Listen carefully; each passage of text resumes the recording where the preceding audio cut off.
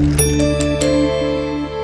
വർഷം മുമ്പ് എഴുതിയ ഈ സ്ക്രീൻ പ്ലേയില് ആര് ചെയ്യും എന്നുള്ളത് നമുക്കും വലിയ ചോദ്യചിഹ്നമായിരുന്നു. ഈ 5 വർഷം വെയിറ്റ് ചെയ്ത് തന്നെ ഇന്ദ്രൻ സേട്ടൻ എന്ന് പറയുന്ന ഒരു ഹീറോയ്ക്ക് വേണ്ടിയിട്ടായിരിക്കാം എന്ന് എനിക്ക് ഇപ്പൊ തോന്നുന്നു. ഇന്ദ്രൻ ചേട്ടനെ പോലെ തന്നെ ഡിഫിക്കൽട്ട് ആണ് മീൻസ് ആന്റണിയുടെ കാസ്റ്റിംഗ്. കാരണം അതൊരു പോപ്പുലർ ആക്ടർ തന്നെ നമുക്കത് ചെയ്യാൻ വേണം. ഹോമിന് ഒരു ശരിക്കും 7 ഡ്രാഫ്റ്റ് ഉണ്ടായിരുന്നു സ്ക്രീൻ പ്ലേ. 7 ഡ്രാഫ്റ്റ് എന്ന് പറഞ്ഞാൽ ഒരേ കഥയല്ല, പല ഡിഫറെന്റ് രീതിയിൽ പോകുന്ന ഒരു 7 സിനിമയ്ക്കുള്ള 7 രീതിയിലുള്ള കഥകളാണ് ഈ കഥാപാത്രങ്ങളെ വെച്ചിട്ട് എഴുതിയിട്ടുള്ളത്. കുട്ടിയമ്മയുടെ ക്യാരക്ടർ എന്ന് പറയുമ്പോൾ നമ്മുടെ വീട്ടിലുള്ള, എനിക്ക് എന്റെ വീട്ടിലുള്ള അമ്മ, അപ്പൊ നമ്മുടെ അമ്മമാരെ എല്ലാരെയും കണക്ട് ചെയ്യുന്ന ഒരാള് വേണം എന്നുണ്ടായിരുന്നു. അപ്പൊ നമ്മൾ പോപ്പുലർ ആയിട്ടുള്ള കുറച്ച് ആക്ട്രസുകളെയാണ് നമ്മൾ ആദ്യം സമീപിച്ചിരുന്നത്. ഇപ്പൊ മങ്കിപ്പല്ല വീട് എടുത്തു കഴിഞ്ഞാൽ നമുക്ക് വേറൊരു സിനിമയിലും ആ വീട് കാണാൻ പറ്റില്ല. അതുപോലെ തന്നെ ജോൻ ദ ബോയിലെ വീടെടുത്ത് കഴിഞ്ഞാൽ പോലും വേറൊരു സിനിമയിലും നമുക്ക് ആ രീതിയിൽ ആ വീട് കാണാൻ പറ്റില്ല. അപ്പോ തണ്ണീർമത്തൻ സിനിമ കണ്ട മൊമെന്റിൽ ഞാൻ അന്ന് മുതൽ ഞാൻ മനസ്സിൽ കരുതി വെച്ച ആളാണ് ഈ അനിയന്റെ ക്യാരക്ടർ മുസ്ലിം ചെയ്യാമെന്നുള്ളത്. ചേട്ടനത് പറയാൻ പറ്റുമെന്ന് ചോദിച്ചപ്പോ, മോനെ ഞാൻ നിന്നോടൊരു ഡയലോഗ് പറയാന്ന് പറഞ്ഞിട്ട് പുള്ളി കളിച്ച ഏതൊരു ഷേക്സ്പിയർ നാടകത്തിലെ ഒരു ഡയലോഗ്, ഒരു 4 വരി വരുന്ന ഡയലോഗ് ഭയങ്കര അടിപൊളിയായിട്ട് എന്റെ ഫോണിൽ കൂടി ഇങ്ങനെ പറഞ്ഞ് കേൾപ്പിച്ചു. ഭയങ്കര ബ്രില്യന്റ് ആയിരുന്നു പുള്ളിയുടെ ആ ഒരു നറേഷൻ എന്ന് പറയുന്നത്. ഞാൻ അതിൽ തന്നെ വീണു. വിത്ത് മ്യൂസിക് ആണ് നമ്മൾ ആ സീൻ ഷൂട്ട് ചെയ്യുന്നത്. പുള്ളി അത് കാണുന്ന രംഗം, ആ സമയത്ത് പുള്ളിയുടെ ഒരു എക്സ്പ്രഷൻ എന്റെ യൂണിറ്റിന്റെ കണ്ണ് വെള്ളം വന്നിരുന്നു. മ്യൂസിക് ഡയറക്ടർ കരഞ്ഞ് ആ കൂടെ തന്നെ ഉണ്ടായിരുന്നു. നമ്മൾ കേട്ട് പരിചയിച്ചതോ കണ്ടിട്ടുള്ള ഒരു കടമറ്റത്ത് കത്തനാരുടെ കഥയല്ലായിരുന്നു രാമാനന്ദന്റെ ഉണ്ടായിരുന്നത്. നമ്മുടെ കേരളത്തിൽ നിന്ന് മലയാളി ആൾക്കാർ ചെയ്യുന്ന ഒരു ഇന്റർനാഷണൽ സിനിമ അതായിരിക്കും കത്തനാട്.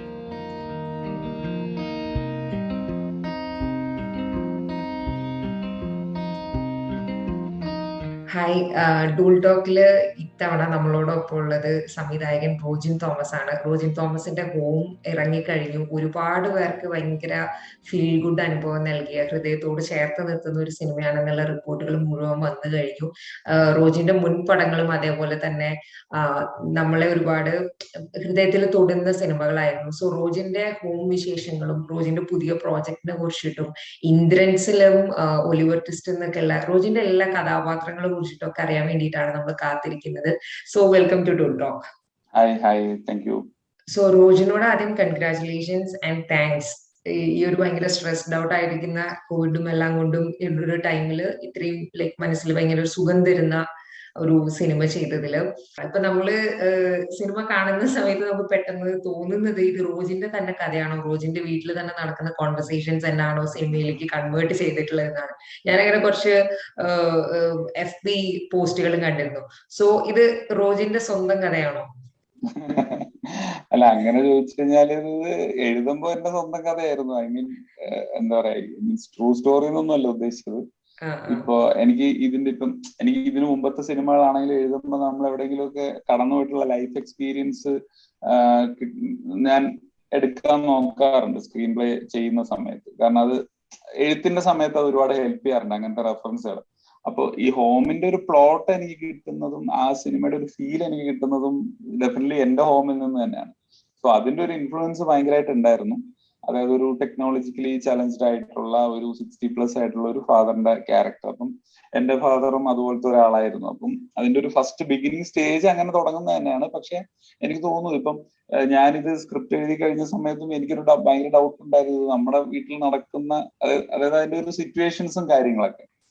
സ്റ്റോറി എൻ്റയർലി ഒരു ഫിക്ഷൻ ആണ്, പക്ഷെ ആ കഥ പറഞ്ഞു പോകുന്ന ഒരു പശ്ചാത്തലമാണ് എനിക്കറിയാവുന്ന എന്റെ വീടും എന്റെ സുഹൃത്തുക്കളുടെ വീടും ഒക്കെ അതിനകത്ത് പശ്ചാത്തലമായിട്ട് വന്നിട്ടുണ്ട്.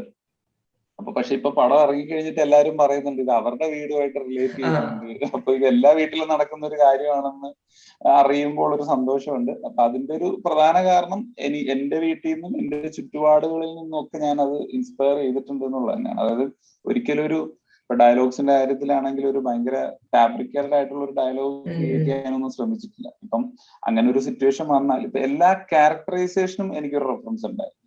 അതില് ചിലതൊക്കെ റിയൽ ലൈഫ് ക്യാരക്ടേഴ്സ് ആണ്, ചിലതൊക്കെ എവിടേക്കോ സ്വന്തം സ്വഭാവമൊക്കെ വന്നിട്ടുണ്ട്. സ്വന്തം മീൻസ് അത് ഒരുപാട് എല്ലാവർക്കും കണക്ട് ചെയ്യാൻ പറ്റും, എന്നെ മാത്രം ഒരു ക്യാരക്ടർ ആയിരിക്കില്ല. അപ്പോ അങ്ങനെ ചെയ്യുന്ന സമയത്ത് അതിന്റെ ഒരു എനിക്ക് തോന്നുന്നു എഴുത്തിന് അത് എന്നെ ഒരുപാട് ഹെൽപ്പ് ചെയ്തിട്ടുണ്ട്. കാരണം ഇപ്പൊ ഒരു വീട്ടിൽ ഒരു സിറ്റുവേഷൻ വരുമ്പോ ഈ ക്യാരക്ടേഴ്സ് എങ്ങനെയായിരിക്കും അവിടെ സംസാരിക്കുക എന്നൊക്കെ നമുക്ക് ഓട്ടോമാറ്റിക്കലി നമുക്കത് കിട്ടും. അപ്പോ അതുകൊണ്ടൊരു റിയൽ ലൈഫ് ഇൻസ്പിറേഷൻ പൂർണ്ണമായിട്ടും ഇല്ല എന്നും പറയാൻ പറ്റില്ല, പൂർണ്ണമായിട്ടും ഉണ്ടെന്നും പറയാൻ പറ്റില്ല. റോജിന്റെ 3 പടങ്ങളും ഇപ്പം മങ്കി പെൻ ആണെങ്കിലും ജോ ആൻഡ് ദ ബോയ് ആണെങ്കിലും ഇപ്പം ഹോം ആണെങ്കിലൊക്കെ വളരെ ഇൻട്രസ്റ്റിംഗ് ആയിട്ട് തോന്നിയിട്ടുള്ള ഒരു കാര്യമാണ്. എനിക്ക് പേഴ്സണലി തോന്നിയിട്ടുള്ള ഒരു കാര്യം എന്ന് പറയുന്നത് റോജിന്റെ തെരഞ്ഞെടുക്കുന്ന ഓരോ കഥാപാത്രങ്ങളുടെയും പ്രായവും അവരുടെ പ്രൊഫഷനും അവരുടെ ജീവിത പശ്ചാത്തലമാണ്. നമുക്ക് ഭയങ്കര ഇപ്പം മങ്കി പെനിലാണെങ്കിൽ ഒരു 9 വയസ്സുകാരനാണ്. അപ്പൊ മലയാളത്തിലൊന്നും അങ്ങനെ ഒരു കുട്ടികളെ കേന്ദ്ര കഥാപാത്രമായിട്ടുള്ള ഒരു സിനിമ അങ്ങനെ പെട്ടെന്ന് ആലോചിക്കുന്നില്ല. അപ്പൊ ഇതിനകത്ത് നോക്കുകയാണെങ്കിൽ 60 വയസ്സിന് മേലെയുള്ള നമ്മുടെയൊക്കെ വീട്ടിലെ അപ്പച്ചന്മാരായിട്ടുള്ള ആളുകളാണ്. അവരുടെ ജീവിതം കേന്ദ്രമാക്കാൻ ശ്രമിക്കുക, അല്ലെങ്കിൽ ആനിമേറ്റർ ആവാൻ ശ്രമിക്കുന്ന ഒരു യുവതി. അപ്പം റോജൻ അങ്ങനെ വളരെ ബോധപൂർവം നടത്തുന്ന ഒരു സെലക്ഷൻ പ്രോസസ് ആണോ ഈ കഥാപാത്രങ്ങളുടെ കാര്യത്തില്? അത് ശരിക്കും അത് അതിന്റെ ഒരു ഫസ്റ്റ് പ്രോസസ് എന്ന് പറയുന്നത്, ഇപ്പൊ ഒരു സിനിമ ഒരു സ്ക്രിപ്റ്റ് എഴുതുന്ന സമയത്ത് ഞാൻ എന്തെങ്കിലും ഒരു ഘടകം എനിക്ക് അതിനകത്തൊരു ഒരു ഇൻസ്റ്റിങ്ക്റ്റ് നമുക്ക് തോന്നുന്ന ഒരു മൊമെന്റ് ഉണ്ടാവുമല്ലോ. അപ്പൊ അതൊരു റിയൽ ലൈഫിൽ നിന്നായിരിക്കും മോസ്റ്റ്ലി അത് ഉണ്ടാവുക. അപ്പൊ എനിക്ക് മങ്കിപ്പന്റെ ഒരു ഫസ്റ്റ് തോട്ട് വരുന്ന സമയത്ത് ഞാൻ പഠിച്ചത് ഒരു കോൺവെന്റ് സ്കൂളിലാണ്. അപ്പൊ എനിക്ക് അവിടത്തെ കുറെ കാര്യങ്ങൾ അതിനകത്തോട്ട് ആഡ് ചെയ്യാൻ പറ്റും എന്നുള്ളൊരു വിശ്വാസം ഉണ്ടായിരുന്നുകൊണ്ടാണ്. അപ്പൊ ശരിക്കും ഒരു സ്കൂൾ സ്റ്റോറി പറയുമ്പോൾ നമുക്ക് ഒരിക്കലും ഒരു എന്താ പറയാ ഒരു 60 വയസ്സുകാരനെ വെച്ചിട്ട് ആ കഥ പറയാൻ പറ്റുള്ളൂ. അപ്പൊ അങ്ങനെയാണ് മങ്കിപ്പനിലോട്ട് എത്തുന്നത്. അപ്പൊ മങ്കിപ്പൻ ചെയ്തുകൊണ്ടിരുന്ന സമയത്ത് എനിക്കെന്ന് പറഞ്ഞാൽ ഞാൻ ആദ്യമായിട്ട് എഴുതി സംവിധാനം ചെയ്യുന്ന ഒരു സിനിമ സംവിധാനം, എനിക്കൊരു കോ ഡയറക്ടർ കൂടെ ഉണ്ടായിരുന്നു, ഷാനിൽ മുഹമ്മദ്.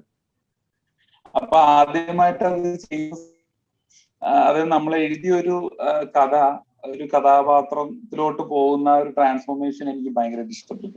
അപ്പൊ അങ്ങനെ ആ ഒരു ഫീലിൽ നിന്നാണ് ശരിക്കും രണ്ടാമത്തെ സിനിമയിലോട്ട് എത്തുന്നത്. അപ്പൊ ഇപ്പം ഹോമിലോട്ട് എത്തുകയാണെങ്കിൽ പോലും എനിക്ക് വീട്ടിൽ നിന്ന് കിട്ടിയ ഒരു ഫീലിൽ നിന്നാണ് ഹോം എന്ന് പറഞ്ഞൊരു സബ്ജക്റ്റിലോട്ട് എത്തുന്നത്. അപ്പം ക്യാരക്ടേഴ്സിന് മുമ്പ് ഞാൻ അങ്ങനെ ഒരു ഫീലാണ് ഫസ്റ്റ് എന്നെ ഒരു കഥയിലോട്ട് അടുപ്പിക്കുന്ന ഒരു ഫാക്ടർ എന്ന് പറയുന്നത്. രണ്ടാമത് ആ കഥ നറേറ്റ് ചെയ്യാനുള്ള ആ ഒരു പ്രൊട്ടഗണിസ്റ്റ് അല്ലെങ്കിൽ ഒരു സെൻട്രൽ ക്യാരക്ടർ എന്ന് പറയുന്നത് ഭയങ്കര ഇമ്പോർട്ടന്റ് ആയിട്ട് ശ്രദ്ധിക്കും. കാരണം നമുക്ക് എവിടെയെങ്കിലുമൊക്കെ കണക്ട് ചെയ്യാൻ പറ്റുന്ന ഒരു ക്യാരക്ടർ ആയിരിക്കണം എന്ന് നിർബന്ധം ഉണ്ടായിരുന്നു എനിക്ക്.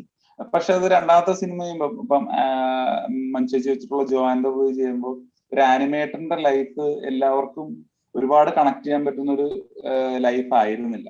അതായത് അത് മീൻസ് അങ്ങനത്തെ ഒരു ലേഡി ക്യാരക്ടർ അല്ലെങ്കിൽ ഒരു അനിമേറ്റർ ആവണമെന്ന് ആഗ്രഹിക്കുന്ന ലേഡീസ് നമ്മുടെ നാട്ടിൽ ഒരു പക്ഷെ കുറവായതുകൊണ്ടാവാം. അപ്പൊ അതിൻ്റെതായ ഒരു കണക്ട് ചെയ്യാൻ പറ്റാത്തതിന്റെ കുറച്ചൊക്കെ ഇഷ്യൂസ് ആ സിനിമ ചെയ്യുന്ന സമയത്തുണ്ടായി. മീൻസ് അതിന്റെ ഒരു ഫീഡ്ബാക്ക് കിട്ടുന്ന സമയത്തുണ്ടായി. പക്ഷെ ഹോം എന്ന് പറഞ്ഞൊരു സിനിമ ചെയ്യുന്ന സമയത്ത് ഞാൻ കുറച്ച് ബോധപൂർവം തന്നെ, കാരണം അതൊരു വീട്ടിൽ നടക്കുന്ന കഥയാണ്. അപ്പൊ വീട്ടിൽ നടക്കുന്ന കഥയ്ക്ക് കാരണം 80% ഓഫ് ദ ആ സീൻ എന്ന് പറയുന്നത് വീട്ടിലാണ് അതിന്റെ ഇവന്റ്സ് എല്ലാം വരുന്നത്. അപ്പോൾ ആളുകൾക്ക് ഒട്ടും ബോറടിക്കാതിരിക്കണമെങ്കിൽ അവർക്ക് കണക്ട് ചെയ്യാൻ പറ്റുന്ന കാര്യങ്ങളായിരിക്കണം. എന്നാൽ മലയാളത്തിൽ ഒരുപാട് ഫാമിലി ഫിലിംസ് ഇറങ്ങിയിട്ടുണ്ട്. നമുക്കൊരു 90s ഒക്കെ എടുത്തു കഴിഞ്ഞാൽ ക്ലാസിക് ആയിട്ടുള്ള ഇന്നും നമ്മൾ കണ്ട് ആസ്വദിക്കുന്ന ഒരുപാട് സത്യൻ സാറിന്റെയും ശ്രീനിവാസൻ സാറിന്റെ ഒക്കെ ഒരുപാട് ഫാമിലി ഫിലിംസ് ഇറങ്ങിയിട്ടുണ്ട്. അപ്പൊ ഇന്നത്തെ ഫാമിലി കുറച്ച് വേറെ രീതിയിൽ സ്മാർട്ട് ഫോൺ അല്ലെങ്കിൽ സോഷ്യൽ മീഡിയ മീൻസ് റിലേറ്റഡ് ആയിട്ട് മാറിക്കഴിഞ്ഞത്. നമുക്കൊരിക്കലും ഫാമിലിയിൽ ഒരു അംഗത്തെ പോലെ തന്നെയാണ് ഇപ്പൊ ഒരു സ്മാർട്ട് ഫോൺ എന്ന് പറയുന്നത്. ഇപ്പം ഒരു ഫോൺ ഇല്ലാത്ത ഒരു വ്യക്തി ഉണ്ടാവില്ല. പണ്ടൊരു വീട്ടിലൊരു ഫോൺ ആയിരുന്നെങ്കിൽ ഇന്ന് എല്ലാവർക്കും ഒരു ഫോൺ കൂടെ ഉള്ളൂ, 1-2 എല്ലാവർക്കും കണക്ട് ചെയ്യാൻ പറ്റുന്ന ക്യാരക്ടേഴ്സ് അതിനകത്ത് ഉണ്ടാവണമെന്ന് ഹോം എഴുതുന്ന സമയത്ത് കുറച്ച് ബോധപൂർവം തന്നെ ചിന്തിച്ചിട്ടുണ്ടായിരുന്നു. ഇനി ഹോമിനെ പറ്റിയിട്ട് നമുക്ക് ഏറ്റവും കൂടുതൽ അറിയേണ്ടത് ഇന്ദ്രൻസിനെ കുറിച്ചിട്ട് തന്നെയാണ്. അപ്പൊ 2 കാര്യമാണ്. ഒന്ന്, റോജിന് ഒലിവർ ട്വിസ്റ്റ് എന്നുള്ളൊരു പേര് വെച്ചിട്ട് ഒരു കഥാപാത്രത്തെ ചെയ്യണമെന്ന് എങ്ങനെയാണ് തോട്ട് വന്നത്? പിന്നെ ഇന്ദ്രൻസ് അതിഗംഭീര പെർഫോമൻസ് ആണ് തന്നിട്ടുള്ളത്. ലൈക്ക് മൂവി നമ്മൾ മുഴുവൻ കണ്ടിരിക്കാൻ കുറെ കാര്യങ്ങൾ അതിനകത്തുണ്ടെങ്കിലും ലൈക്ക് ഇന്ദ്രൻസ് എന്നുള്ളതും അദ്ദേഹത്തിന്റെ കഥാപാത്രമാണ് ഒരു മേജർ ഫാക്ടർ ആയിട്ട് ഇങ്ങനെ നിൽക്കുന്നത്. സോ എങ്ങനെയാണ് ഇന്ദ്രൻസിലേക്ക് ഒലിവർ ട്വിസ്റ്റ് എങ്ങനെയാണ് വന്നത്? ഒലിവർ ട്വിസ്റ്റിന് വേണ്ടി ഇന്ദ്രൻസിലേക്ക് എങ്ങനെയാണ് റോജിന്റെ യാത്ര പോയത്? ഇതിൽ ആദ്യം ഒലിവർ ട്വിസ്റ്റ് തന്നെയാണ് മനസ്സിലോട്ട് വരുന്നത്. ഇന്ദ്രൻസ് ചേട്ടൻ എത്തിയിട്ടില്ലായിരുന്നു ആ സമയത്ത്. കാരണം എനിക്കൊന്നൊരു 6 വർഷം മുമ്പാണ്, 6-7 വർഷം മുമ്പാണ് എനിക്ക് ഇങ്ങനെ ഒരു പ്ലോട്ട് മനസ്സിൽ വരുന്നത്. പ്ലോട്ടൊന്നുമില്ല, ജസ്റ്റ് ഒരു ഫീല് മാത്രം, ഹോമിന്റെ ഒരു ഫീല് മാത്രം. അത് ഈ പറഞ്ഞ പോലെ വീട്ടിൽ നിന്ന് തന്നെ എന്റെ വീട്ടിലും ഒരു ഒലിവർ ട്വിസ്റ്റ് ഉണ്ട്, എല്ലാ വീട്ടിലും ഉള്ളതുപോലെ. അപ്പോ ഒരു ദിവസം എന്റെ പപ്പ വന്നിട്ട് എന്റെ അടുത്ത് ഒരു ഫോൺ ചാർജ് ചെയ്ത് കൊടുക്കാൻ പറഞ്ഞപ്പോ ഞാൻ ആദ്യം കുറെ ദിവസം മാറി നടന്നു, നമ്മുടെ ചാൾസ് പോകുന്ന പോലെ. പക്ഷെ ഒരു ദിവസം നിർബന്ധിച്ചത് ചാർജ് ചെയ്ത് കൊടുക്കേണ്ടി വന്നു. അപ്പോ നമ്മുടെ ഒരു ലൈഫിലെ ഒരു 5 മിനിറ്റ്സ് അത് മീൻസ് അത് വീട്ടുകാർക്ക് വേണ്ടി അല്ലെങ്കിൽ പപ്പയ്ക്ക് വേണ്ടി മാറ്റി വെച്ചപ്പോ പപ്പയുടെ മുഖത്ത് ഉണ്ടായിരുന്ന ഒരു സന്തോഷമുണ്ട്. അതായത് നമ്മളുമായിട്ട് കണക്ട് ചെയ്യാൻ പറ്റാണ്ട്, അല്ലെങ്കിൽ ഇന്നത്തെ ഈ ഒരു ഡിജിറ്റൽ റെവല്യൂഷനുമായിട്ട് കണക്ട് ചെയ്യാൻ പറ്റാതെ സ്ട്രഗിൾ ചെയ്യുന്ന ഒരു ജനറേഷൻ നമുക്ക് ചുറ്റും ഉണ്ട് എന്നുള്ളൊരു റിയലൈസേഷൻ എനിക്ക് ആ സമയത്ത് വരുന്നത്. അപ്പൊ അതിലൊരു ഫീൽ ഉണ്ട്. അപ്പൊ ആ ഫീലിൽ നിന്ന് തുടങ്ങാമെന്ന് വിചാരിച്ചിട്ടാണ് ആദ്യം കഥാപാത്രത്തിന് മുമ്പ് വരുന്നത് ഹോം എന്ന് തന്നെയായിരുന്നു, #ഹോം എന്ന് തന്നെയായിരുന്നു ഫസ്റ്റ് പേര് കിട്ടുന്നത്. പിന്നീടാണ് ഞാൻ ഞാൻ എപ്പോഴും ക്യാരക്ടേഴ്സിന് പേരിടുമ്പോൾ നമ്മള് ഫിലിപ്സ് ആൻഡ് ദ മങ്കിപ്പൻ എടുത്തു നോക്കിയാലും ഇപ്പോ അതിലൊരു ഫാദേഴ്സിന്റെ, അതായത് 3 അച്ഛന്മാരുടെ ഒരു ജനറേഷനിൽ കൂടെ ഒരു ട്രാവലിംഗ് ആണ് മങ്കിപ്പൻ എന്ന് പറയുന്നത്. ഇപ്പം റയാന്റെ അപ്പൂപ്പനിൽ നിന്ന് തുടങ്ങി അച്ഛനിലൂടെ മകനിൽ എത്തുന്നു എന്നൊരു ട്രാൻസ്ഫോർമേഷൻ ഉണ്ട്, ഒരു ട്രാവലിംഗ് ഉണ്ട് അതിനകത്ത്.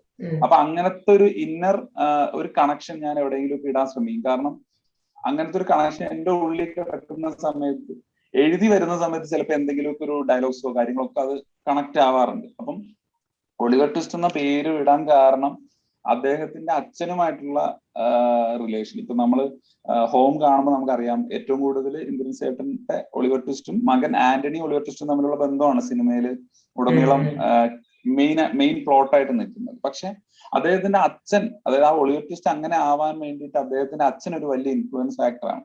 അപ്പം എനിക്ക് അവര് തമ്മിലൊരു കണക്ഷൻ, അതായത് നമുക്ക് ഒരുപാട് സ്റ്റോറിയിൽ ഓൾറെഡി ലെങ്ത് കൂടുതലുള്ള ഒരു സിനിമയാണ്. അപ്പൊ അതില് അവരുടെ കഥ പറയാനായിട്ട് ഒത്തിരി സമയം നമുക്ക് എടുക്കാൻ പറ്റില്ല. അപ്പം പറഞ്ഞോ പറയാതെയോ ഒളിവർ ട്വിസ്റ്റിന്റെ അച്ഛനുമായിട്ടുള്ള ഒരു ഡയമെൻഷൻ വേണം എന്നുള്ളത് കൊണ്ടാണ് ഞാൻ ഇങ്ങനെ അദ്ദേഹം ഒരു റൈറ്റർ ആയിരുന്നു എന്നുള്ളതും ഈ ഒളിവർ ട്വിസ്റ്റ് എന്നുള്ള ഒരു കണക്ഷൻ നമ്മൾ ബിൽഡ് ചെയ്യുന്നത്. അപ്പോ അത് കാരണം അന്നത്തെയും ഈ പറഞ്ഞ നമ്മുടെ ഈ ടെക്നോളജിയുടെ ഒരു എന്താ പറയാ ഒരു അപ്ഡേഷൻ സ്റ്റോറിയിൽ കൂടെ പറയാതെ പറഞ്ഞു പോകാനും കൂടി വേണ്ടിയിട്ടാണ്. കാരണം ഇപ്പം അദ്ദേഹം അന്നത്തെ കാലത്ത് ഒരു വലിയ ടൈപ്പ് റൈറ്റർ ആയിരുന്നു, ടൈപ്പിസ്റ്റ് ആയിരുന്നു. അതുപോലെ തിരിച്ച് മീൻസ് നമ്മുടെ ഒളിവറിന്റെ ലൈഫ് എത്തുന്ന സമയത്ത് അദ്ദേഹം അന്നത്തെ ഏറ്റവും വലിയ മീൻസ് ഒരു എന്താ പറയാ വിച്ചസി കാര്യങ്ങളുടെ അന്നത്തെ രീതിയിൽ ടെക്നോളജിക്കലി അഡ്വാൻസ് ആയിരുന്നു. അപ്പൊ അങ്ങനെയുള്ള ആൾക്കാർക്ക് ആണ് കൂടുതലും ഈ ഡിജിറ്റൽ റവല്യൂഷനായിട്ട് അങ്ങോട്ട് കണക്ട് ആകാൻ പറ്റാതെ വന്നു. അപ്പൊ അതുകൊണ്ട് എനിക്ക് എന്താ പറയാ ഈ ഒരു ഉള്ളിലുള്ള ഈ മീൻസ് അച്ഛന്മാരുടെ ഒരു ബന്ധം കണക്ട് ചെയ്യാൻ വേണ്ടിയിട്ടും കൂടെയാണ് ഞാൻ അങ്ങനെ ഒരു പേരിലോട്ടും അങ്ങനെ ഒരു സ്റ്റോറി ലൈനിലോട്ടും വന്നത്. പിന്നെ ഇന്ദ്രൻസിലേക്ക് എങ്ങനെയായിരുന്നു ഒലിവർ ട്വിസ്റ്റിന് വേണ്ടി ഇന്ദ്രൻസിനെ കണ്ടെത്തിയത്? ഞാൻ ആക്ച്വലി നമുക്ക് ഭയങ്കര ചലഞ്ചിങ് എന്താന്ന് പറഞ്ഞാൽ ഇപ്പം നമുക്ക് എന്താ പറയാ ഒരു കഥാപാത്രം ഇതാണെന്നും 60 വയസ്സിന് മുകളിലുള്ള ഒരാളാണ് ഹീറോ എന്നൊക്കെ വിജയ് സാറിനോട് പറഞ്ഞിരുന്നു. അപ്പൊ അദ്ദേഹവും മീൻസ് ഫ്രൈഡേ എപ്പോഴും അങ്ങനത്തെ സിനിമകൾ സപ്പോർട്ട് ചെയ്യുന്ന ഒരു പ്രൊഡക്ഷൻ ഹൗസ് ആണ്. അപ്പോ ഇപ്പൊ ആദ്യത്തെ സിനിമ മങ്കിപ്പനെ എടുത്ത് നോക്കിയാൽ അറിയാം 10 വയസ്സുള്ള ഒരു കുട്ടിയാണ് അതിലെ ഹീറോ. അപ്പൊ അന്ന് ആരറിയാനായിട്ട് ചെയ്യുന്നൊന്നും ചോദിച്ചിട്ടല്ല, സബ്ജക്ട് കേട്ടിട്ടാണ് വിജയ് സാർ അത് ചെയ്യാമെന്ന് പറയുന്നത്. അപ്പൊ സെയിം അങ്ങനെ തന്നെയായിരുന്നു ഹോമും. പക്ഷെ നമ്മൾ ആ സമയത്ത് നമ്മൾ ഒരാളിൽ എത്തിയിരുന്നു, പക്ഷെ അദ്ദേഹത്തിന്റെ ചില ആരോഗ്യ പ്രശ്നങ്ങൾ കാരണം നമുക്കത് വർക്കൗട്ട് ആയില്ല.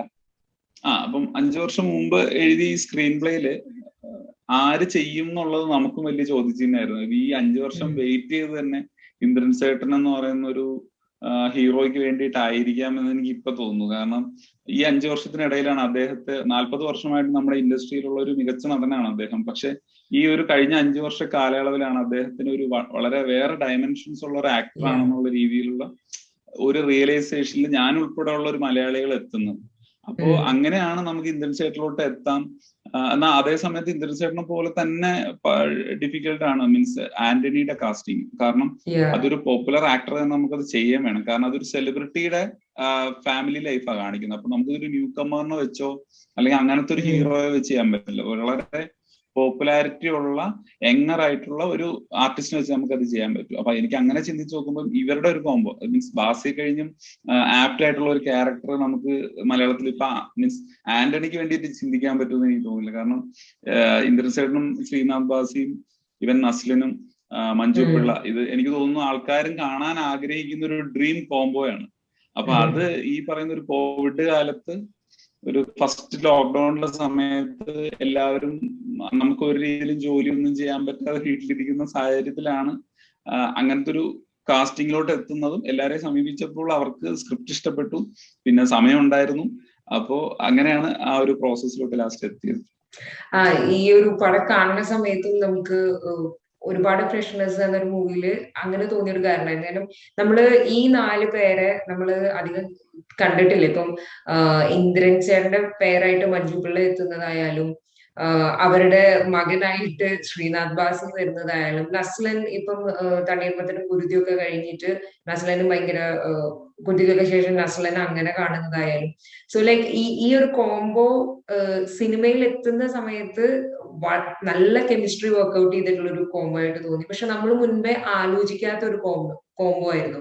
സോ ലൈക്ക് ഓരോ കഥാപാത്രത്തെയും ഫിക്സ് ചെയ്തിട്ടാണോ അവസാനം ഈ 4 പേരും വന്നത്?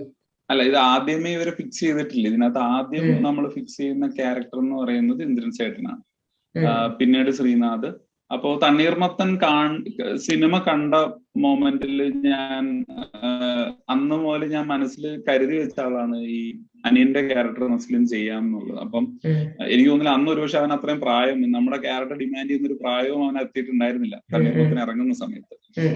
പക്ഷെ ഈ കുട്ടിയമ്മയുടെ ക്യാരക്ടർ വളരെ ക്രൂഷ്യൽ ആയിരുന്നു. കാരണം വളരെ ഇമ്പോർട്ടന്റ് ക്യാരക്ടറാണ്. വളരെ കുറച്ച്, ഒരുപാട് സ്ക്രീൻ സ്പേസ് ഉണ്ടെങ്കിലും വളരെ നിർണായകമായ ഏരിയയിൽ മാത്രമേ അവര് സംസാരിക്കുന്നുള്ളൂ. അപ്പൊ കുട്ടിയമ്മയുടെ ക്യാരക്ടർ എന്ന് പറയുമ്പോൾ നമ്മുടെ വീട്ടിലുള്ള, എന്റെ വീട്ടിലുള്ള അമ്മ, അപ്പൊ നമ്മുടെ അമ്മമാരെ എല്ലാരെയും കണക്ട് ചെയ്യുന്ന ഒരാള് വേണം എന്നുണ്ടായിരുന്നു. അപ്പൊ നമ്മൾ പോപ്പുലർ ആയിട്ടുള്ള കുറച്ച് ആക്ട്രസുകളെയാണ് നമ്മൾ ആദ്യം സമീപിച്ചിരുന്നത്. പക്ഷെ ഈ കോവിഡിന്റെ പ്രശ്നങ്ങളും കാര്യങ്ങളും ഒക്കെ കൊണ്ട് നമ്മൾ പല രീതിയിൽ അത് മാറിപ്പോയി. പക്ഷെ ഒരു സ്റ്റേജിൽ നമ്മളിങ്ങനെ മഞ്ജുപിള്ള ചേച്ചി ഇങ്ങനെ, കാരണം നമ്മൾ ഡെയിലി വീട്ടിൽ കണ്ടോണ്ടിരിക്കുന്നത് വളരെ പോപ്പുലർ ആയിട്ടുള്ള സീരിയലില് നമ്മൾ ഡെയിലി വീട്ടിൽ നമ്മുടെ അമ്മയെ പോലെ കണ്ടുകൊണ്ടിരിക്കുന്നവരാണ്. അപ്പം പെട്ടെന്ന് നമുക്ക് എന്തുകൊണ്ട് ഇങ്ങനെ ഒരു കാസ്റ്റിങ്ങിനെ കുറിച്ച് ചിന്തിച്ചുകൂടാ. അപ്പം വിജയ് സാറും പെട്ടെന്ന് തന്നെ മഞ്ചേച്ചിയെ വിളിച്ചു. അപ്പൊ മഞ്ചേച്ചിയും ഇന്ദ്രൻ ചേട്ടനും വളരെ വർഷങ്ങളായിട്ട് അറിയാവുന്ന സുഹൃത്തുക്കളാണ്. അപ്പോ അവരുടെ ഒരു കെമിസ്ട്രിക്ക് ഞങ്ങൾക്ക് അങ്ങനെ ഒരു ഹെൽപ്പ് ഉണ്ടായിരുന്നു. എന്നാൽ നസ്ലിനും ബാസിയും കൈനഗിരി തങ്കരാജേട്ടനും ഇവര് ആദ്യമായിട്ടാണ് ഇവര് ഒന്നിച്ച് കാണുന്നതും സംസാരിക്കുന്നതൊക്കെ. അപ്പൊ ഈ ഒരു കോംബോ എങ്ങനെ വർക്ക്ഔട്ട് ചെയ്യാമെന്നുള്ള മീൻസ്, കാരണം നമുക്കതൊരു മകനായിട്ട് തന്നെ ഫീൽ ചെയ്യണം. അത്രയ്ക്ക് കെമിസ്ട്രി അവർ തമ്മിൽ ഫീൽ ചെയ്ത് കഴിഞ്ഞാൽ അത്ര സിനിമ ഈ സിനിമയുടെ ഈ ഫീല് നമുക്ക് കൺവേ ചെയ്യിക്കാൻ പറ്റുള്ളൂ. അപ്പോ ഞങ്ങൾ ആദ്യം ചെയ്തതെന്ന് വെച്ച് കഴിഞ്ഞാൽ ഫസ്റ്റ് ഡേ തന്നെ നമ്മൾ ഫസ്റ്റ് ലുക്ക് ആയിട്ട് വിട്ട ആ ഫോട്ടോയാണ് നമ്മൾ എടുത്തത്. കാരണം ആ ഫോട്ടോ പടത്തിൽ ഒരു ക്യാരക്ടർ തന്നെയാണ്. അപ്പോ ആ ഫോട്ടോ എടുത്തതിന് ശേഷം നമ്മൾ ഇവരുടെ മീൻസ് ആന്റണിയുടെ ആദ്യത്തെ സിനിമയുടെ ഷൂട്ടിംഗ് ആണ്, അല്ലെങ്കിൽ അവന്റെ ആദ്യത്തെ സിനിമയുടെ തയ്യാറെടുപ്പുകൾ നടത്തുന്ന ഒരു സോങ് ഉണ്ട് പടത്തിൽ. അപ്പൊ ആ പാട്ടാണ് നമ്മൾ ആദ്യം ഷൂട്ട് ചെയ്യുന്നത്. അപ്പൊ ആ പാട്ട് കഴിഞ്ഞോടുകൂടി തന്നെ ഇവര് തമ്മിൽ എന്താ പറയാ, എനിക്ക് പോലും പിന്നെ ചിന്തിക്കാൻ പറ്റിയില്ല ഇവര് ആ വീട്ടിലെ അംഗങ്ങളല്ല. കാരണം അവർ ശരിക്കും അമ്മയും അച്ഛനും മക്കളൊക്കെ തന്നെയാണ്. കാരണം ഒന്ന് കോവിഡ് ടൈം ആയതുകൊണ്ട് ഈ ഷൂട്ടിംഗ് നടക്കുന്ന 40 days ഈ എല്ലാ ക്യാരക്ടേഴ്സും ആ വീട്ടിലുണ്ട്. സാധാരണ എന്റെ ഭാഗം വന്ന് അഭിനയിച്ചിട്ട് പോവുക അങ്ങനെയല്ല, എല്ലാ ആർട്ടിസ്റ്റും എല്ലാ ടൈമും അവൈലബിൾ ആയിരുന്നു. അപ്പൊ തന്നെ നമുക്ക് ഇവര് ഷൂട്ടില്ലാത്ത സമയത്ത് ഇവര് അച്ഛനും മക്കളൊക്കെ തന്നെയാണ്. അപ്പൊ എനിക്കൊന്ന് ആ ഒരു എന്താ പറയാ, ബിഹൈൻഡ് ദി സീനുള്ള മീൻസ് ആ ഒരു കെമിസ്ട്രിയും കൂടെ വർക്ക്ഔട്ട് ആയതുകൊണ്ടായിരിക്കാം സിനിമയ്ക്കുള്ളിലും നമുക്ക് അവരെ ശരിക്കും റിയൽ ആയിട്ട് അച്ഛനും അമ്മയായിട്ട് തോന്നുന്നത്. അതിൽ ഏറ്റവും രസകരമായിട്ടുള്ള ഒരു കാര്യം എന്ന് പറഞ്ഞാൽ 1 വർഷം മുമ്പ് ഷൂട്ട് ചെയ്ത ഈ സിനിമ കഴിഞ്ഞ സെപ്റ്റംബറിലാണ് ഇതിലെ ആന്റണിയും ഒളിവർ ട്വിസ്റ്റും മഞ്ജു പിള്ളയും കുട്ടിയമ്മയും ചാൾസും അപ്പച്ചനും ഒക്കെ കഴിഞ്ഞ 1 വർഷം മുമ്പാണ് അവരൊന്നിച്ച് അഭിനയിച്ചതും. എന്താ പറയാ, അവരുടെ ആ നിമിഷങ്ങള് മീൻസ് അവരുടെ ഒരു ഫാമിലി ആയിട്ട് റിയൽ ആയിട്ട് നടന്നിട്ടുള്ളത് 1 വർഷം മുമ്പാണ്. പിന്നെ ഈ ഒരു ഏപ്രിൽ ടൈമിലാണ് നമ്മൾ ഈ ഫിലിമിന്റെ എല്ലാ പോസ്റ്റ് പ്രൊഡക്ഷൻ കംപ്ലീറ്റ് ഒക്കെ ചെയ്തിട്ട് ഫുൾ വർക്ക് ഫിനിഷ് ചെയ്തിട്ട് ഞാൻ ഈ ഫാമിലിക്ക് വേണ്ടി മാത്രം ഒരു പ്രിവ്യൂ വെച്ചിരുന്നു. അപ്പൊ അതിനകത്ത് ഇപ്പൊ ഈ ആർട്ടിസ്റ്റുകൾ എല്ലാരും വന്നിട്ടുണ്ടായിരുന്നു കാണാൻ വേണ്ടിട്ട്. അപ്പൊ വരുന്ന സമയത്ത് എനിക്ക് ഇവരുടെ റീജോയിനിങ്ങില് കുറെ നാൾക്ക് ശേഷം അവരൊരു ഫാമിലി ഗെറ്റ് ടുഗദർ നടന്ന പോലെ ഫീൽ ചെയ്യും. കാരണം ശരിക്കും ഒരു അച്ഛനും അമ്മയും മക്കളൊക്കെ ആയിട്ട് തന്നെയാണ് ഫീൽ ചെയ്യുക. അപ്പൊ അത്രയും ആ കെമിസ്ട്രി ബോണ്ടിങ് അവർ തമ്മിൽ പിന്നെയും അത് ഇങ്ങനെ ഉള്ളിൽ, കാരണം വേറെ കഥാപാത്രങ്ങളൊക്കെ ചെയ്തിട്ടുണ്ട്. കാരണം അത് കഴിഞ്ഞിട്ടാണ് നസ്ലിൻ കുരുതി സിനിമയൊക്കെ അഭിനയിക്കുന്നത്. മഞ്ചേച്ചി വേറെ ചെയ്തു, ഇന്ദ്രസേട്ടൻ വേറെ ഒരുപാട് സിനിമകൾ ചെയ്തു, ബാസി ചെയ്തു. അപ്പം അത് കഴിഞ്ഞിട്ട് ഇവര് വീണ്ടും ഇതേ ക്യാരക്ടേഴ്സ് ആയിട്ടാണ് അന്ന് ആ തിയേറ്ററിൽ വന്നിരുന്നിട്ട് ആ സിനിമ കണ്ടത്. അപ്പോ പ്രിവ്യൂ കണ്ടത്. അപ്പൊ എനിക്ക് തോന്നുന്നു ആ ഒരു കെമിസ്ട്രി എന്താ പറയാ ഷൂട്ടിംഗ് പ്രോസസ്സിൽ നല്ല രീതിയിൽ വർക്ക്ഔട്ട് ആയിട്ടുണ്ട്. എനിക്കിപ്പോഴും ഒരിക്കലും ഇപ്പൊ കഴിഞ്ഞ ദിവസം കൂടെ ബാസിയും ഇവരൊക്കെ കാണുന്നുണ്ട്, മനുഷ്യച്ചിയൊക്കെ കാണുമ്പോൾ എനിക്കിവര് ആ കുട്ടിയമ്മ ചാൾസ് ഒക്കെ ആയിട്ട് തന്നെയാണ് ഫീൽ ചെയ്യുന്നത്. എനിക്ക് ഇവരുടെ ഒരു റിയൽ ലൈഫ് ആൾക്കാരായിട്ട് എനിക്ക് ഫീൽ ചെയ്യുന്നില്ല. റോസിന്റെ പടങ്ങളിൽ പിന്നെ ഭയങ്കര രസമായിട്ട് തോന്നിയിട്ടുള്ള കാര്യം എന്ന് പറയുന്നത്, റോസിന്റെ പടത്തിലെ വീടുകളൊക്കെ കാണാൻ ഭയങ്കര ഭംഗിയാണ്. കാണുന്ന സമയത്ത് ഫുള്ള് നമുക്ക് അങ്ങനത്തെ ഒരു വീട്ടില് വേണം. അല്ലെങ്കിൽ ഇപ്പം മങ്കീപ്പനിലെ ആണെങ്കിലും ജോ ആൻഡ് ദ ബോയിലെ ആണെങ്കിലും ഇപ്പം ഇവരുടെ വീടാകുമ്പോൾ നമുക്ക് അറ്റ്ലീസ്റ്റ് നമ്മൾ താമസിക്കുന്ന സ്പേസിൽ കുറച്ച് അങ്ങനത്തെ എന്തെങ്കിലുമൊക്കെ മാറ്റം വരുത്തണം തോന്നാറുണ്ട്. സോ റോസിന് എങ്ങനെയാണ് ലൈക്ക് താമസിക്കുന്ന ആ ഒരു സ്പേസിന്റെ അല്ലെങ്കിൽ ഇന്റീരിയർ വർക്ക് സിനിമയിൽ മൊത്തത്തിൽ വളരെ പ്ലീസിങ് ആയിട്ടുള്ള ലെവലില് ചെയ്യാന് അങ്ങനെ പറ്റുന്നത്? പൊതുവെ എനിക്ക് ഇങ്ങനെ കുറച്ച് വിഷ്വൽ ബ്യൂട്ടി ഒക്കെ ആഗ്രഹിക്കുന്ന ഒരാളാണ്, കുറച്ച് കളേഴ്സ്. അപ്പോ എനിക്കെപ്പോഴും അങ്ങനത്തെ ഒരു പോസിറ്റീവ് വൈബ് അല്ലെങ്കിൽ ഒരു നമുക്ക് പോസിറ്റീവ് ഫീല് തോന്നുന്ന കുറെ കളർ കോമ്പിനേഷൻസ് എപ്പോഴും ഇഷ്ടമാണ്. അപ്പോ മീൻസ് കഥ നടക്കുന്ന ലൊക്കേഷൻ ഭയങ്കര ഇമ്പോർട്ടന്റ് ആണ് ഒരു സ്റ്റോറിയെ സംബന്ധിച്ച്. ഇപ്പൊ മങ്കിപ്പല്ല വീട് എടുത്തു കഴിഞ്ഞാൽ നമുക്ക് വേറൊരു സിനിമയിലും ആ വീട് കാണാൻ പറ്റില്ല. അതുപോലെ തന്നെ ജോ ആൻഡ് ദ ബോയിലെ വീട് എടുത്തു കഴിഞ്ഞാൽ പോലും വേറൊരു സിനിമയിലും നമുക്ക് ആ രീതിയിൽ ആ വീട് കാണാൻ പറ്റില്ല. അപ്പൊ ആ സ്റ്റോറി ആ സിനിമയ്ക്കുള്ളിൽ മാത്രം യുണീക്ക് ആയിട്ടുണ്ട്. അപ്പൊ അതിന് വേണ്ടിയിട്ട് ഏറ്റവും കൂടുതൽ എന്റെ DOP എന്നെ സപ്പോർട്ട് ചെയ്യാറുണ്ട്, നീൽ ഡി കുഞ്ഞ. അദ്ദേഹം പോയിട്ടുള്ള സ്ഥലങ്ങളൊക്കെ നമ്മളുമായിട്ട് റെഫർ ചെയ്യും. നീലും ഈ സിനിമയുടെ മ്യൂസിക് ഡയറക്ടർ രാഹുലും എപ്പോഴും ഞങ്ങൾ ഒരുമിച്ചുള്ള ആൾക്കാരാണ്. അപ്പോ ഈ സ്റ്റോറി ഡിസ്കസ് ചെയ്യുമ്പോഴൊക്കെ മ്യൂസിക്കിന്റെ രീതിയിലാണെങ്കിലും വിഷ്വലിന്റെ രീതിയിലാണെങ്കിലും ലാസ്റ്റ് വരുന്ന ടെക്നീഷ്യൻസ് അല്ലേ ഇവർ. സ്റ്റോറി ജനിക്കുമ്പോൾ തന്നെ കൂടെ ഉള്ള ആൾക്കാരായതുകൊണ്ട് ഇവരുടെ മനസ്സിലും ആ പ്രോസസ്സ് പോകും. അപ്പോ ഈ വീട് എന്ന് പറയുമ്പോൾ ഇപ്പൊ നേരത്തെ സൂചിപ്പിച്ച പോലെ മങ്കിപ്പല്ലും ജോ ആൻഡ് ദ ബോയിലും എന്താ പറയാ വീട് അത്യാവശ്യം നല്ല രീതിയിൽ കാണിക്കാനുള്ള ഒരു ഭാഗ്യം കിട്ടിയിട്ടുണ്ട്. അപ്പൊ വീടെന്നൊരു പേരിട്ടിട്ടൊരു സിനിമ വരുമ്പോ ആ വീട് നന്നായില്ലെങ്കിൽ വളരെ പ്രശ്നം വരും. എന്നാൽ ഏറ്റവും വലിയ ചലഞ്ചിങ് എന്ന് പറയുന്നത് മങ്കിപ്പനും ജോ ആൻഡ് ദ ബോയും ഒരു ഡ്രീമി ഫാന്റസി സബ്ജക്ട് ആയതുകൊണ്ട് നമുക്ക് അതുപോലത്തെ ഒരു ബീച്ച് സൈഡ് വീടോ അത്ര നമുക്ക് കണക്ട് ചെയ്യാൻ. ഈ വീടിന്റെ കാര്യത്തിൽ വരുമ്പം ഇത് അറ്റ് എ ടൈം കണക്ട് ചെയ്യാനും പറ്റണം, എന്നാൽ ആ വീടിന് ഒരു പ്രത്യേകതര ഫീലിയും വേണം. അപ്പം ഞങ്ങൾ ഏകദേശം എനിക്കൊന്നു ഒരുപാട് വീടുകൾ നമ്മള് കേരളത്തിലെ എല്ലാ ഏരിയകളിലും ഉള്ള ഒരുപാട് വീടുകൾ നമ്മൾ സെർച്ച് ചെയ്തിട്ടുണ്ടായിരുന്നു. ഇപ്പം ഒരുപാട് സ്ഥലങ്ങളിൽ പോയി സെർച്ച് ചെയ്തിട്ടുണ്ടായിരുന്നു. പക്ഷെ അങ്ങനെ കുറെ വീടുകൾ കണ്ട് ലാസ്റ്റ് ഒന്നും നമുക്ക് അങ്ങോട്ട് തൃപ്തി. കാരണം ഏതെങ്കിലും ഒക്കെ, കാരണം ഈ പറഞ്ഞ പോലെ 80% ഈ വീട്ടിലാണ് കഥ നടക്കുന്നത്. അപ്പോ ആ 80% ഇത്രയും സമയമുള്ള ഈ സിനിമ വീണ്ടും ഒരേ സ്ഥലത്ത് തന്നെ കണ്ടോണ്ടിരിക്കുമ്പോൾ ആളുകൾക്കൊരു ആവർത്തന വിരസത വരാൻ പാടില്ല. അപ്പൊ അതുകൊണ്ട് തന്നെ വീടിന്റെ അതായത് ഒരുപോലെ ഇരിക്കാൻ പാടില്ല. വീടിന്റെ പല ഏരിയയും കണ്ട പല രീതിയിൽ ഇരിക്കണം. അപ്പോ അങ്ങനെ നമ്മൾ ഒരുപാട് സ്ഥലത്ത് തെരഞ്ഞിട്ട് കിട്ടാണ്ട് വരികയും നമ്മുടെ DOPയുടെ വീടിന്റെ, അതായത് നീലിന്റെ വീടിന്റെ ഒരു 4 വീട് അപ്പുറത്ത് ഉണ്ടായിരുന്ന ഒരു വീടാണ് നമ്മളിപ്പോ പടത്തിൽ ഷൂട്ട് ചെയ്തേക്കുന്നത്. അപ്പൊ നീല് പറഞ്ഞേട്ടാ ഇങ്ങനെ, പക്ഷെ നമുക്ക് ആ വീട് പുറത്തൊന്നും കാണാൻ പറ്റില്ല, കുറച്ച് ഉള്ളിലോട്ടാ. അപ്പൊ ഇങ്ങനെ ഒരു വീടുണ്ട് നമുക്ക് പോവാന്ന് പറഞ്ഞിട്ട് ഞാൻ ആ വീട്ടിൽ പോയ മൊമെന്റില്, അതായത് ആ ഗേറ്റ് കടക്കുമ്പോൾ തന്നെ ഉറപ്പിച്ചു ഇതാണ് വീട്ടിലെ നമ്മുടെ ഹോം എന്ന് ഉറപ്പിച്ചു. കാരണം എനിക്ക് എന്റെ എല്ലാ സീനുകളും ഞാൻ ആ വീട്ടിലോട്ട് കയറിയപ്പോൾ എനിക്ക് കാണാൻ പറ്റുന്നുണ്ട്, എല്ലാവരുടെയും പൊസിഷനിങ്ങും ഇവർ ഇവിടെ നമുക്ക്. കാരണം ഒരു കാര്യത്തിൽ നിർബന്ധം ഉണ്ടായിരുന്നു, അതായത് ഈ സിനിമയിൽ ഇപ്പൊ ഒരു സീൻ നടക്കുന്നുണ്ടെങ്കിൽ ആ ക്യാരക്ടേഴ്സ് ഒറിജിനലായിട്ട് എവിടെ നിന്നായിരിക്കും ജോലി. ഇപ്പൊ ഞാൻ ഈ റൂമിൽ നിന്ന് സംസാരിക്കുന്നുണ്ടെങ്കിൽ എന്റെ അമ്മ അടുക്കളയിൽ നിന്നിട്ടായിരിക്കും ചിലപ്പോൾ എന്നോട് സംസാരിക്കുന്നത്. ഇത് നമ്മുടെ എല്ലാ വീട്ടിലും നടക്കുന്ന സംഭവമാണ്. അപ്പൊ ഈ ഒരു കൊറിയോഗ്രാഫി വർക്ക്ഔട്ട് ചെയ്യാൻ പറ്റുന്ന ഒരു ഹാള്, ഒരു സ്പേസ് നമുക്ക് കിട്ടണം. അപ്പൊ ഈ വീട്ടിലോട്ട് കയറുമ്പോൾ തന്നെ അതിന്റെ ഡ്രോയിങ് റൂമും അതിന്റെ കിച്ചണും അതിന്റെ എന്താ പറയാ ഡൈനിങ്ങും ഒക്കെ ആയിട്ട് കണക്റ്റഡ് ആണ് ആ വീട്. അതുപോലെ ആന്റണിയുടേതായ ഒരു വർക്ക് സ്പേസ് ഉണ്ട്. മീൻസ് ഇതിൽ ഓളിവർ ട്വിസ്റ്റിന്റേതായ ഒരു പഴയ സാധനങ്ങളൊക്കെ വെച്ചിരിക്കുന്ന ഒരു ഏരിയ ഉണ്ട്. അപ്പൊ അതൊക്കെ പക്ഷെ നമ്മൾ പിന്നീട് ബിൽഡ് ചെയ്തെടുത്തതാണ്. അതും ഈ പറഞ്ഞ പോലെ ഒരു പച്ചക്കറി തോട്ടമൊക്കെ ഉണ്ട്. അതൊക്കെ നമ്മൾ പിന്നെ പടത്തിന് വേണ്ടിയിട്ട് ആ വീടിന്റെ മുകളിൽ തന്നെ സെറ്റ് ഇട്ട് ക്രിയേറ്റ് ചെയ്തതാണ്. പക്ഷെ ആ വീട് കിട്ടിയത് ഈ സിനിമയുടെ ഒരു വലിയ പ്ലസ് പോയിന്റ് ആയിട്ട് എനിക്ക് തോന്നുന്നത്. ഒരുപാട് സെർച്ച് ചെയ്ത് കിട്ടിയതാണ്. അപ്പൊ എല്ലാ സിനിമയ്ക്കും അങ്ങനത്തെ ലൊക്കേഷൻ ഞാൻ ഭയങ്കരമായിട്ട് ശ്രദ്ധിക്കാറുണ്ട്. റോജിൻ പറഞ്ഞ പോലെ തന്നെ ഹോമിൽ വളരെ ഏറ്റവും സട്ടിലായിട്ട് പ്രസന്റ് ചെയ്തിട്ടുള്ള കാര്യം എന്ന് തോന്നിയിട്ടുണ്ടായിരുന്നത് ഒലിവർ ട്വിസ്റ്റും ആളുടെ അച്ഛനും തമ്മിലുള്ള ആ ഒരു ബോണ്ടിങ് ആയിരുന്നു. ഏറ്റവും സ്വീറ്റ് ആയിട്ടുള്ള ഒരു ഫീലിംഗ് തന്നതും. അവര് തമ്മിൽ എപ്പോഴും ഓരോ കാര്യങ്ങളെ പറ്റി സംസാരിക്കുന്നൊന്നുമില്ല. ആളാണെങ്കിൽ ഫുൾ ടൈം ഒരു ഇംഗ്ലീഷ് കുറച്ച് ഡയലോഗുകളാണ് പറഞ്ഞുകൊണ്ടിരിക്കുന്നത്. അതിന്റെ ഒക്കെ ഒരു സാങ്കത്യം നമുക്ക് ലാസ്റ്റിൽ മനസ്സിലാവും. ഒറ്റ സ്ഥലത്ത് മാത്രമാണ് ആള് മലയാളത്തിൽ ഒരു കാര്യം പറയുന്നത്. അത് തന്നെ അവര് തമ്മിലുള്ള ബോണ്ടിങ് ഭയങ്കരമായിട്ട് കാണിക്കുന്നതാണ്. അപ്പം എനിക്ക് സിനിമ ലൈക്ക് അത് റോജി പറഞ്ഞ പോലെ ആന്റണിയും ഒലിവർ ട്വിസ്റ്റും ആയിട്ടുള്ള ഒരു ബന്ധമാണെങ്കിൽ പോലും എനിക്കിപ്പോ ഞാൻ രണ്ടാമത്തെ സിനിമ കാണുകയാണെങ്കിൽ ഞാൻ കുറച്ചുകൂടെ കാണാൻ ആഗ്രഹിക്കുന്നതും ഈ ഈ ആളുടെ അപ്പാപ്പനായിട്ടുള്ള ആ കഥാപാത്രത്തെ കുറിച്ചിട്ടാണ്. ആ കഥാപാത്രത്തെ കുറിച്ചിട്ട് ഒരു ലൈക്ക് ഈവൻ ഒരു സ്പിൻ ഓഫ് സാധനത്തിന് വരെ സാധ്യതയുണ്ടെന്ന് തോന്നിയിരുന്നു. ആ ഒരു ക്യാരക്ടറിന്റെ ഒരു മക്കൾക്ക് അങ്ങനത്തെ പേരുകൾ ഇടുന്ന ഒരു മനുഷ്യനെ കുറിച്ചിട്ട്. സോ ആ ഒരു കഥാപാത്രത്തെ കുറിച്ചിട്ടും പിന്നെ ആളിലേക്ക് ഇപ്പം കൈനഗിരി തങ്കരാജ് ചേട്ടനൊക്കെ അങ്ങനത്തെ ഒരു കാസ്റ്റിംഗ് നടത്തിയതും ഒന്ന് പറയാൻ പറ്റുമോ?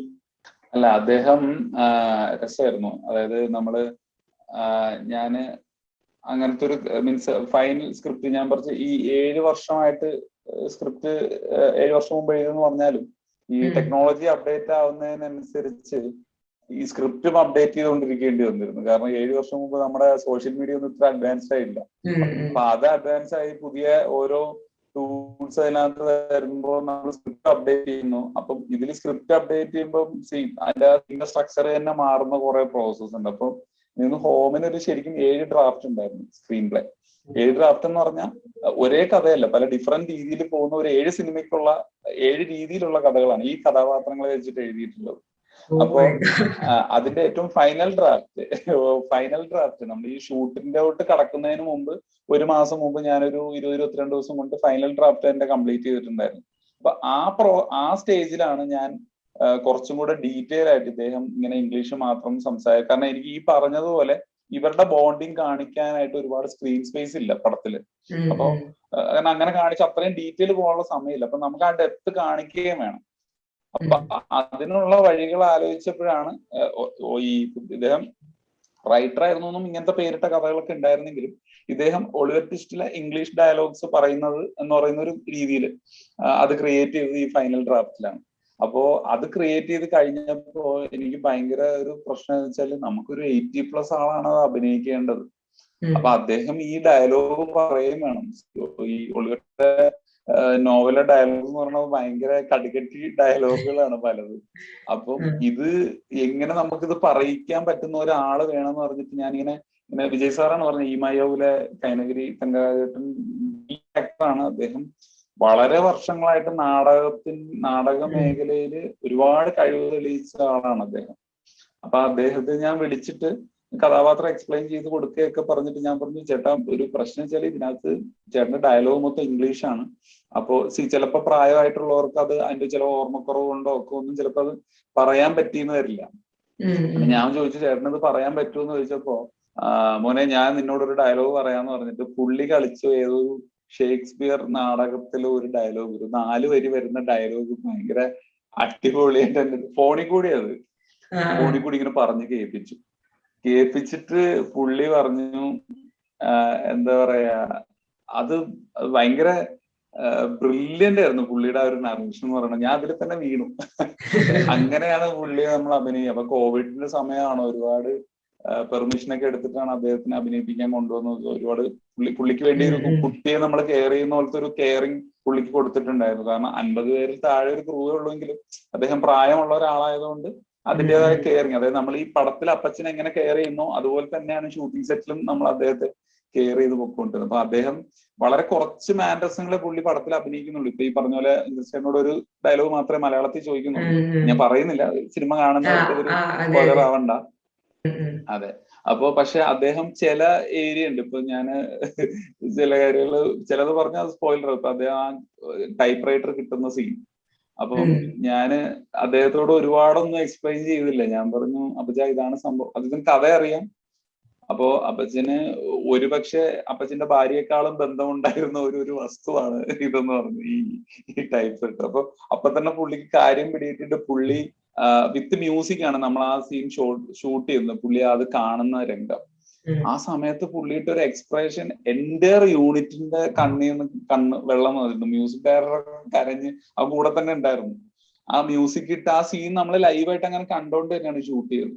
അദ്ദേഹം ഇട്ട ആ ഒരു എക്സ്പ്രഷൻ എന്ന് പറയുന്നത്, ആ എക്സ്പ്രഷനുണ്ട്. പുള്ളി ഒരു നെടുനീളം ഡയലോഗ് ഒന്നും പറഞ്ഞ ആ എക്സ്പ്രഷനിൽ പുള്ളിയുടെ ഫുൾ കാലിബർ ഉണ്ടായിരുന്നു. ഇപ്പം റോജിന്റെ പുതിയ പ്രോജക്റ്റ് എന്ന് പറയുന്നത് ഇതുവരെ ചെയ്ത നമ്മള് കേട്ടിട്ടുള്ളതൊക്കെ എല്ലാം വെച്ചിട്ട് ഇതുവരെ ചെയ്ത 3 പടങ്ങളിൽ നിന്നും റോജിൻ പറഞ്ഞ പോലെ ഇങ്ങനത്തെ ആനിമേറ്റഡ് മൂവീസ് എന്നൊക്കെ ഭയങ്കര വ്യത്യാസമായിട്ടുള്ള ഒരു പ്രോജക്റ്റ് ആണല്ലോ കത്തനാർ വരാൻ പോകുന്നത്. എല്ലാരും ഭയങ്കര ഇപ്പൊ തൊട്ട് തന്നെ ഭയങ്കര എക്സ്പെക്ടേഷൻസ് ഒക്കെ വെച്ച് ഇങ്ങനെ കാത്തിരിക്കുകയാണ്. അപ്പം റോജിന്റെ കത്തനാര് എങ്ങനെയുള്ള ഒരു കത്തനാരായിരിക്കും? പിന്നെ എങ്ങനെയാണ് കത്തനാർ എന്നുള്ളൊരു ഒരു ഇതിലേക്ക് എത്തുന്നത്? ഇപ്പൊ നമ്മുടെയൊക്കെ ചെറുപ്പത്തിൽ നമ്മളെ ഏറ്റവും ഫേവറേറ്റ് സീരിയലും കൂടിയായിരുന്നു കടമറ്റത്ത് കത്തനാർ എന്നുള്ള പാട്ടടക്കം ഇപ്പോഴും 90s കിഡ്സ് ഫുൾ ടൈം പാടി നടക്കുന്നൊക്കെയാണ്. സോ എന്താണ് റോജിന്റെ കത്തനാർ? എന്താണ് നമ്മളോട് വിശേഷങ്ങൾ അതിനെപ്പറ്റി പറയാനുള്ളത്? ഇത് അതെനിക്ക് തോന്നുന്നു ജേട്ടനിലൂടെയാണ് ഞാൻ കത്തനാന്റെ റൈറ്റർ ആർ രാമാനന്ദനെ പരിചയപ്പെടുന്നത്. അപ്പം അദ്ദേഹത്തിന്റെ ഒരുപാട് വർഷത്തെ ഒരു ഏകദേശം എനിക്ക് ഒരു 10 വർഷത്തെ റിസർച്ച് ഈ കടമറ്റത്ത് കത്തനാരെ പറ്റി അദ്ദേഹത്തിന്റെ കയ്യിലുണ്ടായിരുന്നു. അപ്പോ പിന്നീട് മീൻസ് നമ്മളൊരു കഥ എന്നുള്ള രീതിയിലല്ല, കുറെ ഈ പറഞ്ഞ പോലെ നമ്മൾ ഒരുപാട് കാര്യങ്ങൾ പിന്നെ ഡിസ്കസ് ചെയ്യും. അപ്പോ അതിലൂടെ അദ്ദേഹം എൻ്റെ അടുത്ത് പറഞ്ഞിട്ടുള്ള ചില കാര്യങ്ങളുണ്ട്. അപ്പൊ ഈ നേരത്തെ പറഞ്ഞ പോലെ നമ്മൾ കേട്ട് പരിചയിച്ചതോ കണ്ടിട്ടുള്ള ഒരു കടമറ്റത്ത് കത്തനാരുടെ കഥയല്ലായിരുന്നു രാമാനന്ദന്റെ ഉണ്ടായിരുന്നത്. മാത്രമല്ല എനിക്ക് ഒരുപാട് ആൾക്കാർ പറഞ്ഞ കഥ വീണ്ടും എടുത്ത് റീമേക്ക് ചെയ്യുന്നതിനോട് അത്ര താല്പര്യം ഇല്ലാത്ത ഒരാളായിരുന്നു. പക്ഷെ രാമുമായിട്ടുള്ള ഒരു ഡിസ്കഷനിൽ നിന്ന് റാമിന്റെ ഉള്ളിലുള്ള കുറെ കാര്യങ്ങൾ പറഞ്ഞാൽ നമുക്ക് ഇന്നും അറിഞ്ഞുകൂടാത്ത കുറെ കാര്യങ്ങൾ, അതായത് 9ാം നൂറ്റാണ്ടില് കേരളത്തിൽ ഉണ്ടായിരുന്ന കുറെ കാര്യങ്ങൾ, അപ്പൊ ആർക്കും അറിഞ്ഞുകൂടാത്ത കുറെ ട്രഷർ ഒളിപ്പിച്ചു വെച്ചിട്ടുള്ള ഒരു സാധനമാണ് ആ മീൻസ് ആ കഥ. അപ്പൊ എന്നെ അത് ഭയങ്കരമായിട്ട് എക്സൈറ്റ് ചെയ്യിച്ചു. അപ്പൊ പക്ഷെ അതൊരു വലിയ പ്രോസസ്സാണ്. കാരണം നമുക്ക് ഒരു പെട്ടെന്ന് നമുക്കിപ്പോ ഒരു എന്താ പറയാ ഇന്ന് നാളെ മീൻസ് കഥ ലോക്കായാൽ പോലും അടുത്ത മാസം ഷൂട്ട് തുടങ്ങാൻ പറ്റുന്ന രീതിയിലുള്ള ഒരു സബ്ജക്റ്റ് അല്ല. ഒരു വലിയ പ്രോസസ്സാണ് ആ സബ്ജക്റ്റിന്റെ. അതായത് എനിക്കൊന്നൊരു 8 മാസത്തെ ഒരു പ്രീ പ്രൊഡക്ഷൻ തന്നെ മൂവീസിന്റെ ബാനറിൽ ഗോകുലം സാറാണ് ആ ഫിലിം ഇപ്പോ നിർമ്മിക്കുന്നത്. അപ്പോ അത് എന്താ പറയാ, അതൊരു ഡ്രീം പ്രോജക്റ്റ് ആണ്. ഒരുപാട് ടെക്നീഷ്യൻസ് വർക്ക് ചെയ്യേണ്ട, ഒരുപാട് പേരുടെ ടാലൻസ് ഒന്നിച്ചു വരേണ്ട ഒരു സിനിമയാണ്. അപ്പൊ അതിനകത്ത് ഒരുപാട് ഈ പറഞ്ഞ പോലെ മേക്കിങ്ങിലും കുറെ പ്രത്യേകതകൾ, നമ്മൾ വിദേശത്തെ സിനിമകളിൽ യൂസ് ചെയ്യുന്ന ഒരുപാട് ടെക്നോളജീസ് നമ്മൾ ഇങ്ങോട്ട് ഈ സിനിമയിൽ ഇംപ്ലിമെന്റ് ചെയ്യാനായിട്ടൊക്കെ ശ്രമിക്കുന്ന ഒരു സിനിമയാണ്. അപ്പൊ അതൊരു എന്താ പറയാ, ഒരു ഒറ്റ വരിയിലോ ഒറ്റ വാക്കിലോ ഒന്നും പറയാൻ പറ്റില്ല. അത് മാക്സിമം അതായത് നമ്മളെപ്പോഴും ഇങ്ങനത്തെ സിനിമകൾ വരുമ്പോൾ വിദേശത്തു നിന്നൊക്കെ ഒരുപാട് ടെക്നീഷ്യൻസിനെ കൊണ്ടുവന്നിട്ട് ഇപ്പൊ VFXും ഒക്കെ ചെയ്യിക്കാറുണ്ട്. പക്ഷെ നമ്മുടെ ഇവിടെ ടാലന്റഡ് ആയിട്ടുള്ള ഒത്തിരി VFX ആർട്ടിസ്റ്റുകളുണ്ട്. ഒരുപാട് ഇംഗ്ലീഷ് ഫിലിംസിലൊക്കെ മീൻസ് ഹോളിവുഡ് ഫിലിംസിലൊക്കെ വർക്ക് ചെയ്യുന്ന ആൾക്കാരാണ് അവര്. അപ്പം നമുക്ക് അതിന്റെ ഒരു ഓപ്പർച്യൂണിറ്റി കിട്ടാത്തത് കൊണ്ടാണ് ഇവിടെ അങ്ങനത്തെ സിനിമകൾ ഇവിടെ നമ്മുടെ ഇൻഹൗസ് ആയിട്ട് നമ്മുടെ മലയാളത്തിൽ ഉണ്ടാവാത്തത്. അപ്പൊ ഞാൻ ആഗ്രഹിക്കുന്ന, അല്ലെങ്കിൽ ഞങ്ങളുടെ ഈ ടീം ആഗ്രഹിക്കുന്നതെന്ന് പറഞ്ഞാൽ നമ്മുടെ കേരളത്തിൽ നിന്ന് മലയാളി ആൾക്കാർ ചെയ്യുന്ന ഒരു ഇന്റർനാഷണൽ സിനിമ, അതായിരിക്കും കത്തനാർ. ഇത്രയും സമയം ഒരുപാട് തവണ നമുക്ക് സൂം കോളിന്റെ നെറ്റ് കണക്ഷന്റെ ഒക്കെ ലൈക് ടെക്നോളജിയുടെ ഒരുപാട് ഇഷ്യൂസ് നമ്മുടെ ഇന്റർവ്യൂവിനകത്ത് വന്നുപോയി. പക്ഷെ അതിനൊക്കെ നമ്മൾ കവർ ചെയ്തിട്ട് നമുക്ക് നല്ല രീതിയിൽ സംസാരിക്കാൻ പറ്റി. സോ കത്തനാറിന് വേണ്ടിയിട്ട് ബെസ്റ്റ് വിഷസ് നേരുന്നു. റോജിന്റെ ഇതേപോലെ ഒരുപാട് നല്ല ഫീൽ ഗുഡ് ആയിട്ടുള്ള സിനിമകൾക്ക് വേണ്ടിയിട്ട് കാത്തിരിക്കുന്നു. So thank you so much for joining us. Okay, thank you so much. വേഗത്തിലുള്ള വാർത്തകൾ, സമഗ്രമായ വാർത്താ വിശകലനങ്ങൾ, ലേഖനങ്ങൾ, അഭിമുഖങ്ങൾ, പ്രതികരണങ്ങൾ, ആഴത്തിലുള്ള റിപ്പോർട്ടുകൾ, ആദിവാസിയായ കൊണ്ട് ഒന്നിന് ശവങ്ങൾ ഭയങ്കര ബുദ്ധിമുട്ടാണ്. ഞെട്ടിക്കുന്ന യാഥാർത്ഥ്യമാണ്. ചെറുതിനകത്ത് വെള്ളം കൊണ്ടിട്ട് മോന്തയ്ക്കടി കത്തി വെച്ച് കുത്താനും നായ്ക്കളെ പോലെയാണ് ഞങ്ങളെ സ്ഥിതി.